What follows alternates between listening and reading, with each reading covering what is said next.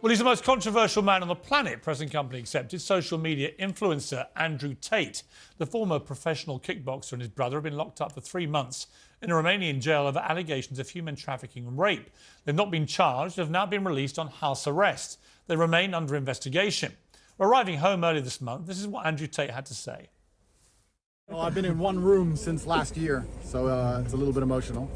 I want to give respect, firstly, to the judges who heard us today, because they were very attentive and they listened to us and they let us free. I truly believe that justice will be served in the end. There is 0% chance of me being found guilty of something I have not done. Well, joining us now is Andrew Tate's lawyer, Tina Glandian. Tina, thank you very much indeed for joining us again on Piers Morgan Uncensored. Where are we with this case? Because it does seem very strange that there is still no sign of any charges or of them being released. Hi, Piers. We're certainly a lot better off today than the last time I was on your show. As you recall, back then, the Tate brothers were still detained in a Romanian jail cell. Now they have been released on house arrest. So relative to that, you know, they're doing much better now, and we've taken a big step in the right direction.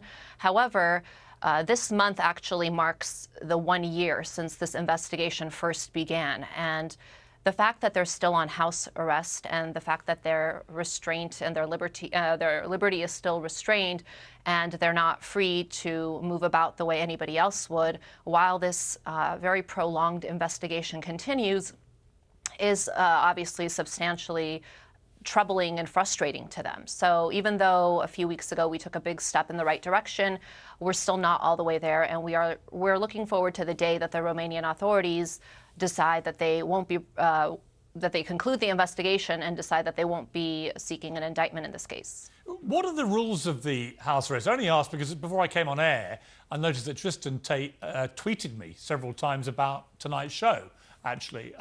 Is that him? Are they allowed to tweet personally, the two brothers? They are. The only real restrictions that they have, other than the fact that they're confined to their house, is that they can't communicate with either the two other women who also, like them, are on house arrest, who are being investigated alongside them in this matter, and any other witnesses who have been mentioned in the file. Beyond that, there are no other restrictions as far as communication with friends or family or having visitors, as well as social media activity. There's obviously been an enormous amount of global coverage of this, and obviously they remain innocent until or if they're ever charged or proven guilty. How are they actually doing themselves? I mean, it's a weird condition to be living under house arrest. It is. Again, it's relative to where they were a few weeks ago. They are doing much better, of course. However, the 3 months in jail certainly took a toll on them. And I know Andrew has told me he right now has a lot of trouble sleeping. He can't sleep for more than 2 hours a night. And, you know, it really took a toll. So they're struggling with the process and what they've been through, but they are now focused mostly on just regaining, they believe, a strong body is a strong mind. They're back to their training and fitness and health and focusing on those things and trusting their attorneys in the process to play out and for them to eventually clear their names. The court of public opinion has been, depending on what you read, particularly on social media, but obviously they have this huge platform, each of them. It's either been brutally savage against them, prejudging everything and assuming their guilt, or it's been the complete opposite, that they are the victims of a shocking miscarriage of justice. Can they get any kind of fair trial, even if it was to come to that, given the enormous amount of coverage? Well, we're certainly hoping it doesn't come to that, but yes, all of those things that you said really do jeopardize somebody in a case like this. Always these high-profile cases, we believe oftentimes the defendant can't get a fair trial because there is such, unfortunately, a presumption of guilt in these types of cases.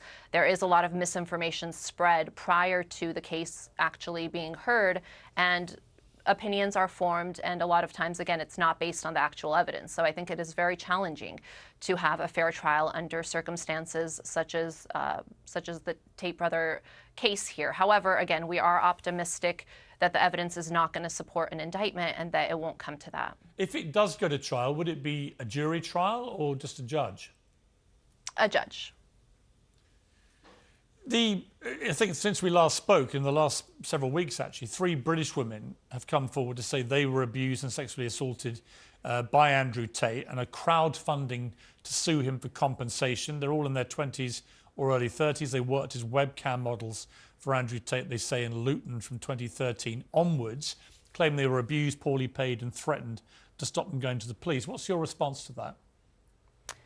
Well, first, to be clear, there's no new lawsuit, and these are not new allegations. These are old allegations from 2014 and 2015 that I would seriously, I think there's questions about the timing and motivation as to why this is now being brought up. I certainly don't think it's a coincidence that, right after they've been released on house arrest, that this has now again come up. But just to be clear, what this case right now is, it's 3 anonymous women who have not come forward with their identities, are seeking crowd funding, and they're seeking, I think, £50,000 to begin with, and I believe they've raised at this point a little bit over £8,000.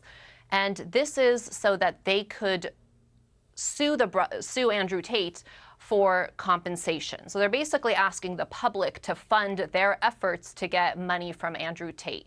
And what's bizarre about this, aside from the fact that these same allegations were previously investigated by the UK authorities, who decided that there was no evidence and it was not sufficient to pursue charges against Andrew Tate, but putting that aside, what's strange to me as an attorney, certainly in my experience, cases of this type are often brought by attorneys on what we call a contingency fee basis, which means that the attorney, if they believe in the case, files the lawsuit, prosecutes it, and then from the monies that they recover for their client, they take a percentage of that. So to me, it's very strange that instead of pursuing the case like that, which would typically be done, they're asking the public for donations to fund this attempt for these anonymous women, again, to make money from Andrew Tate. And I think it's really important to remember cases like Eleanor Williams, which recently I know got a lot of attention, and I saw your interview with one of the men who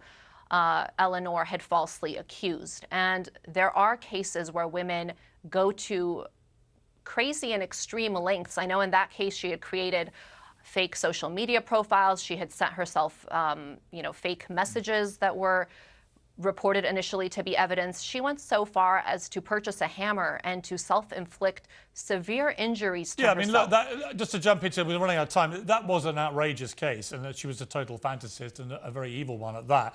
I think, look, to be fair to your clients, they are innocent until proven guilty. They've not been charged. This has been going on for a year. They've been held in prison for month after month after month. They're now effectively under sort of home prison. And you do think at some stage that out of fairness and justice, they are either going to be charged or released. We'll see what happens. But I think next week you're expecting to get an update, right? We will get an update next week, because they can only extend this house arrest for a total, combined with the 3 months that they already served, it's a total of 6 months in Romania. So if they seek an application, it will be made next week. Well, hopefully we can talk to you again after that development. Tina Glandian, thank you very much indeed. Thank you, Piers.